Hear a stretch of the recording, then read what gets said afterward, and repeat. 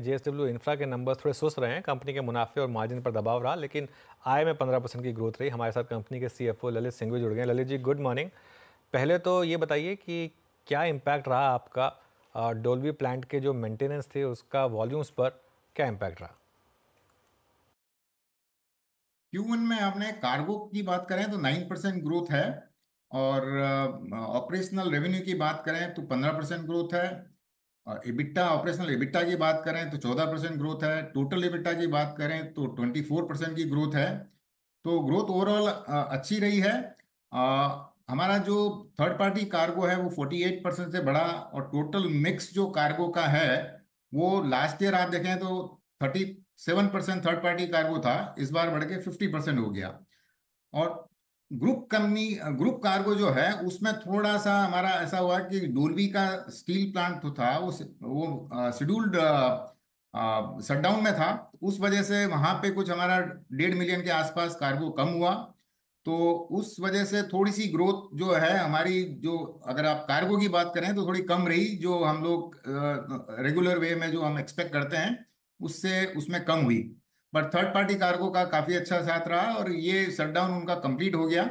तो ये जो अभी करंट क्वार्टर है उसके अंदर डोली का प्रोडक्शन नॉर्मल हो गया है। तो कुल मिला के बात करें तो क्वार्टर सेटिस्फैक्टरी था। कि मार्जिन को लेकर क्या एक्सपेक्टेशन है, आगे क्या सुधार आने की उम्मीद है, क्योंकि इस क्वार्टर आपके मार्जिन थोड़े से डिसअपॉइंटिंग रहे? डेफिनेटली डेफिनेटली जो प्लान शटडाउन की वजह से हमारे को थोड़ा सा जो एक्सपेक्टेड लाइंस पे नहीं मिला, वो अभी वो नॉर्मलाइज हो गया है। डोली का प्लांट चालू हो गया है, बाकी सब जगह बराबर चल रहा है।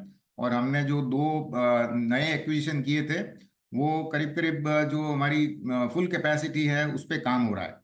तो कुल मिला के ये क्वार्टर अपना नॉर्मल नॉर्मल रहेगा। सर, ये नवकार कॉप के जो पॉसिबल रीजंस थे और आई थिंक जो औचित्य जिसके कारण इसको खरीदा गया, थोड़ा सा इसको एक्सप्लेन कीजिए। और एग्जैक्टली ये जो इंटीग्रेशन प्रोसेस है ये आने वाले कितने क्वार्टर्स में पूरी हो जाएगी? नवकार एक बहुत ही अच्छा एक्विजिशन हमारे को मिला है। और हम लोग ये जो लास्ट माइल कनेक्टिविटी है, या जो अपन बोलते हैं एंड टू एंड लॉजिस्टिक या कंप्लीट लॉजिस्टिक सर्विस प्रोवाइडर, वो हमारा एक एम्बिशन रहा है, तो उसकी तरफ ये पहला कदम है। और नवकार की एसेट्स बहुत ही अच्छी है, लोकेशन उनकी बहुत अच्छी है। आप देखेंगे कि पनवेल की प्राइम लोकेशन के अंदर 143 एकड़ का लैंड है, वहाँ 2 CFS हैं, PFT है, रेलवे लाइन है। और फिर दूसरा मोरबी में है, जो मोरबी का तो अभी उन्होंने जस्ट इसी साल में चालू किया है। तो उसका यूटिलाइजेशन काफ़ी अच्छा रहेगा आगे जाके, क्योंकि मोरबी टाइल्स का और एग्रो का हब है। और पनवेल में हमारा ग्रुप का भी सपोर्ट रहेगा, वहाँ पे पास में इतनी बड़ी लैंड है, जो हमारे डोली प्लांट के लिए भी काफ़ी कुछ सुविधा रहेगी।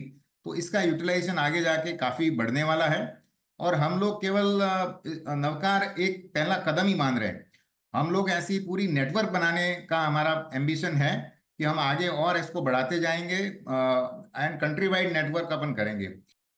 तो ये नवकार को आपको एक सेपरेट एंटिटी के तौर पर रखना है? ये एक सेपरेट लिस्टेड एंटिटी रहेगी? नहीं, अभी तो फिलहाल ये अलग कंपनी ही रहेगी। और फिर हम लोग एक बार इंटीग्रेट होने के बाद में उस पे हम कॉल लेंगे, और कि इसको कैसे चलाना बेहतर रहेगा। बट आज की डेट में हम एक्चुअली में ये चाहते हैं कि हम एक ये जो एंड टू एंड लॉजिस्टिक का एक पूरा नेटवर्क बनाएं, उसका एक अलग से प्लेटफॉर्म बनाएं। इसके अंदर हम और भी काफ़ी कुछ एडिशंस करना चाहते हैं। तो वो पूरा स्ट्रक्चर हम उसके हिसाब से करेंगे कि ऐसे ऐसे एसेट्स हम और इंटीग्रेट, चाहे तो ऑर्गेनिक चाहे इनऑर्गेनिक, हमको इस काम को आगे बढ़ाना है। तो उसके हिसाब से स्ट्रक्चर पे हम पूरा प्लान करेंगे। आखिरी सवाल, FY25 के लिए क्या गाइडेंस है आपकी, और क्या कोई और एक्विजिशन टारगेट है? जो हमने साल के बिगिनिंग में दिया था कि हमारे 10 से 12% की ग्रोथ रहेगी, तो वो डेफिनेटली वो गाइडेंस हमारी कंटिन्यू है आज भी।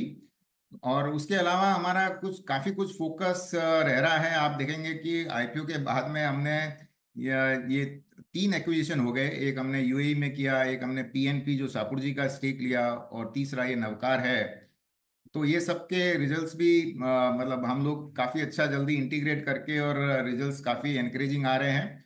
और अगर आपको मैं एक और बताऊं कि फ्राइडे को हमारे बोर्ड ने एक पोर्ट कनेक्टिविटी प्रोजेक्ट है जो स्लरी पाइपलाइन का उड़ीसा में, तो उसको एक्वायर किया है, जो कि जेएसडब्ल्यू स्टील उसको काम चालू किया था, पर उनका वो नॉन कोर एरिया है, हमको इस काम में और आगे बढ़ना है।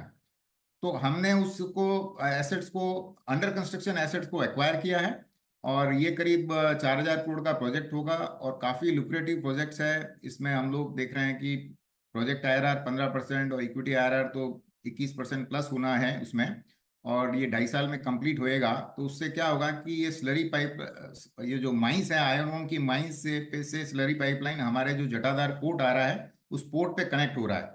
तो ये इस तरह के पोर्ट कनेक्टिविटी प्रोजेक्ट भी हमारे नज़र में है, और उसकी ये पहली शुरुआत है, और ये काफ़ी अच्छा प्रोजेक्ट है। ओके, बहुत बहुत शुक्रिया और आपको ऑल द बेस्ट पूरे साल के लिए। चलिए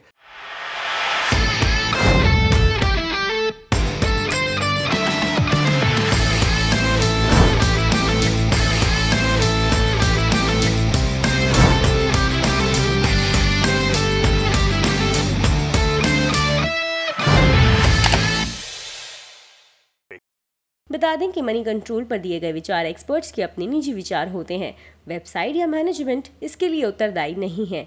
यूजर्स को मनी कंट्रोल की सलाह है कि कोई भी निवेश निर्णय लेने से पहले सर्टिफाइड एक्सपर्ट की सलाह लें।